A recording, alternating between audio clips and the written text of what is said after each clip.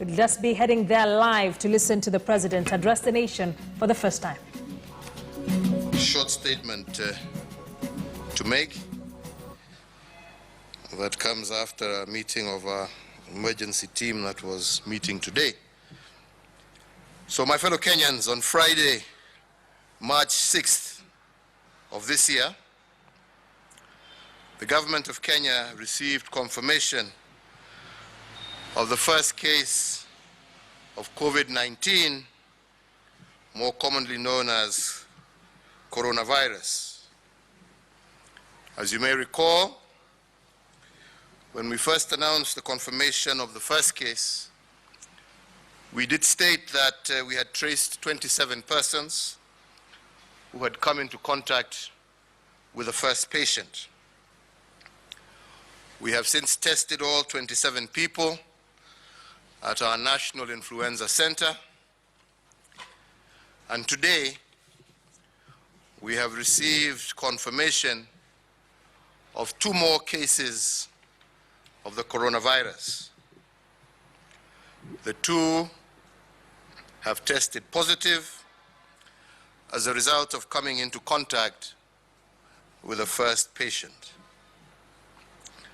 Our health officials have already moved them into Kenyatta National Hospital isolation facility.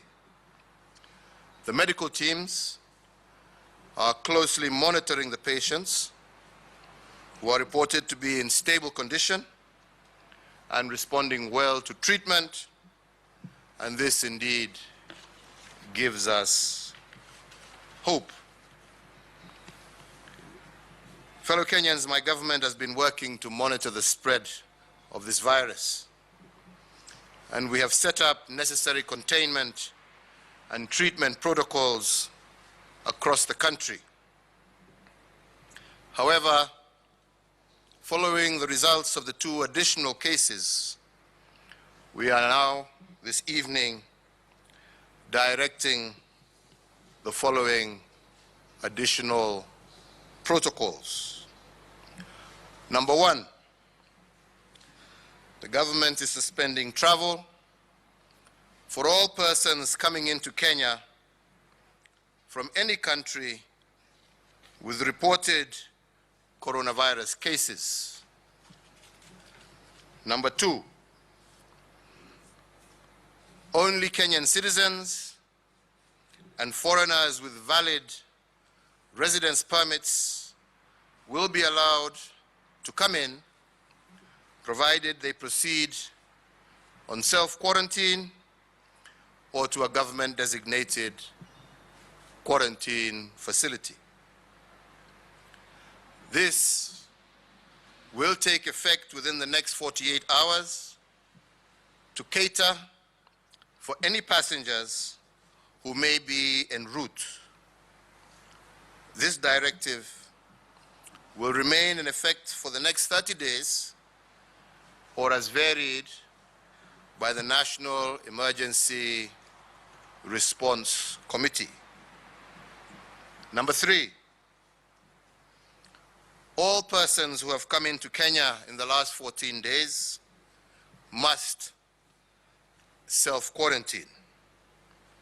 If any person exhibits symptoms such as cough or fever, they should present themselves to the nearest health facility for testing. Number 4, we have suspended learning in all our education institutions with immediate effect. Consequently, and to facilitate a phased approach, primary and secondary day schools are to suspend operations from tomorrow. For those in boarding schools, the school administration is to ensure that students are home by Wednesday, the 18th March 2020, while universities and tertiary institutions are to close by Friday, 20th March 2020. Where possible, as number 5, government offices, businesses, and companies are encouraged to allow employees to work from home, with the exception of employees working in critical or essential services. Number 6, in order to avoid the risk of transmission through physical handling of money, we encourage the use of cashless transactions, such as mobile money, M-Pesa and otherwise, and credit cards, and we appeal to mobile operators and banks to take note of the situation that we are in and to reduce the cost of transactions during this period. Number 7, in line with the directive to avoid crowded places, citizens are encouraged to A, avoid congregating, including in places of worship, B, minimize attendance to social gatherings, including weddings and funerals, and restrict the same to immediate family members. C, we call for people to avoid crowded places, including shopping malls and entertainment premises. And D, to minimize congestion in public transport whenever possible. And lastly, E, the limitation of visitors to hospitalized patients in both public and private hospitals. Number 8, hospitals and shopping malls are encouraged to provide soap, water, hand sanitizers, and ensure that all their premises are regularly cleaned and disinfected. Fellow Kenyans, globally, the impact of the virus is still unfolding. I want to assure you that my administration is at the forefront of assessing, containing, and managing this pandemic in our country. Some of the causes, some of the measures that we have taken today may cause inconvenience, but I want to assure you that they are designated and designed to ensure that we effectively contain the spread of this deadly virus. I want to appeal to each and every one of you to strictly observe these measures, but I would also appeal for calm. Kenyans, please let us avoid misinformation that causes panic and anxiety.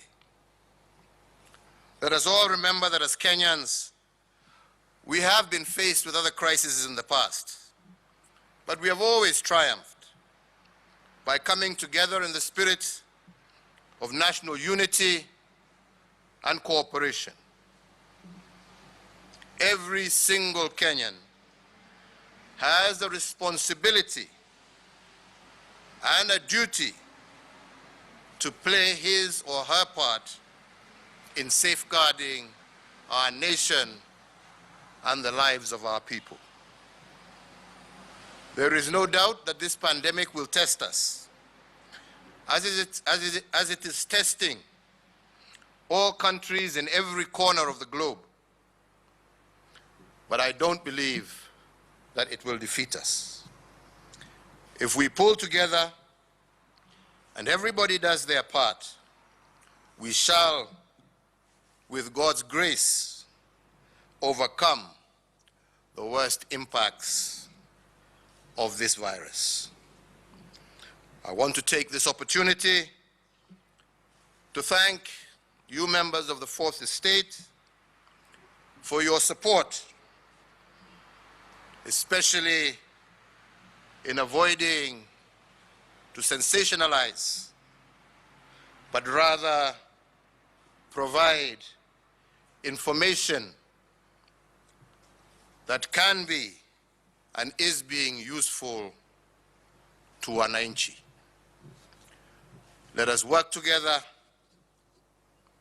May God bless you all, and may God bless Kenya. I'll take just 2 questions, and then I will call some of my colleagues here. 2.